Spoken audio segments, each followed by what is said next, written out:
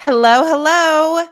Welcome to another episode of Do What You Love. This is kind of an episode of it's kind of an episode. Here's what we're going to talk about today. Two things. One, accountability, and two, I'm going to share just a bit of inspiration, just some things that will help you on your creative pursuit journey, whatever that is. But let's talk first about accountability. And the reason why that is a key part of this video is because I need to hold myself accountable. Have you ever been in a situation where you find that you're not holding yourself accountable to your dreams, to the things that you say you want to do, right? It's really easy for us to not hold ourselves accountable, which is why so many people have accountability partners or a coach to hold them accountable. So I've been doing a live show on my channel for the past few weeks, or I don't know, a couple months, I guess. And unfortunately, my guest wasn't able to make it on this show. She is in London and there we just were having some technical difficulties. So I could have done two things. One, I cannot do the show, or two, I can do the show by myself. And so I thought, hey, I'm just going to I'm here just testing. I'm just testing some videos. I'm testing YouTube and some things that are going on. I'm testing going live and what that feels like and looks like. And so I thought, hey, I'm just going to hop on and do this episode just for the fun of it. So that's what we're doing. And I thought, okay, well, what do I really want to share? And one of the things that I really appreciate and find really fun to do in life is get a book, take a book. I'm a big reader if you can see. I love reading great books and taking one of those books and just opening it up to any page and seeing what shows up. And I often wonder, I almost feel like, I don't know if you ever feel like, does everything happen for a reason? Are you always falling upon messages that are meant for you in a certain situation? I don't know, but possibly. So it's a fun activity, right? You just pick up a book and to any page and see whatever is meant for you. And so that's what I wanted to do today because one of my favorite books that I read this year is Rick Rubin's book, The Creative Act, A Way of Being. It is a beautiful book. He talks so much about creativity. He talks so much about the things that I believe in and some of the things that I even talked about in my book, Do What You Love. And all of this work just really resonates with me. And I thought, hey, I just wanted to share a couple of points, a couple of key things that he shares in the book. And so I flipped through this book this morning, and here's what showed up. And we'll see. We'll see if it was meant for you. What shows up was on this page, he says, the person who makes something today isn't the same person who returns to the work tomorrow. The person who makes something today isn't the same person who returns to the work tomorrow. And I absolutely love that he said this because this is why journaling is so great. This is why writing every day is so great because when we put something out on paper, we're getting all those thoughts out of our head onto the page, and then we go back to it a day later, 2 days later, or 3 days later, or whatever it is, or a week later, or a month later. We're like, oh my gosh. It it almost feels like sometimes we wonder, did I write that? Like, is that something that I actually wrote? Like, that's what I was feeling at the time. And in writing a book, it's very similar to writing a book. When you write a book, you write every day, even when it feels like trash, even if it feels like it's not going anywhere, even if you're just not inspired, you just write. You write because you've committed. You said, I'm going to hold myself accountable to write every day or 3 times a week or whatever it is. And you get to do that. And then in your writing, you get to come back to your writing and you get to see what you wrote. And then you can say, hey, I'm going to scrap it. Or, hey, this doesn't belong here. Or you get to say, I'm not quite sure what this was, but I feel like I can build on it. I feel like I can edit it in a way that I will be excited about what shows up next.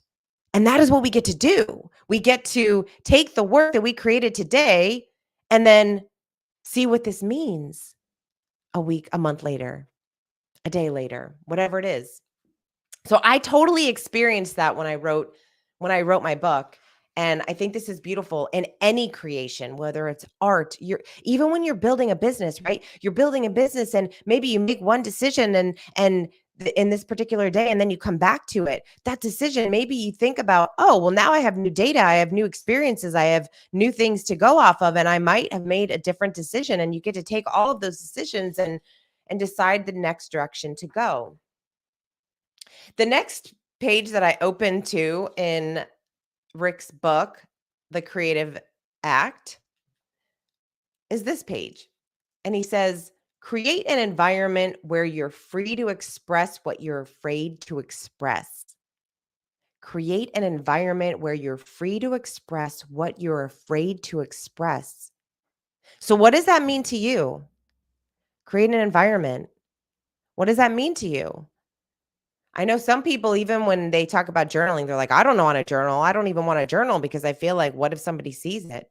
Okay, well, if you feel that way when you're journaling, you're probably not being honest and true to yourself and the things that would really show up if you allowed yourself and you gave yourself that space to write whatever it is that you really wanted to write, whatever needed to come out of your soul. And so it might look like a different form of creation. It might look like a new set of creative friends. Maybe it looks like a group of people that you could potentially become friends with and learn from and grow with. And so decide what that means for you. Create an environment where you're free to express what you're afraid to express. I feel like what's so interesting is, especially on these different social media platforms and TikTok, especially, I feel like so many people are so vulnerable in what they share on that particular platform.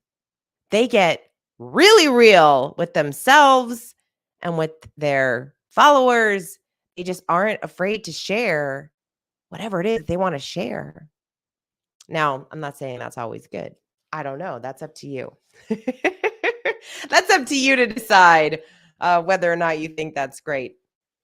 All right, and then let's flip through and find one more. I happen to be just flipping on there's certain pages where he just has a couple sentences. A work of art is not an endpoint in itself.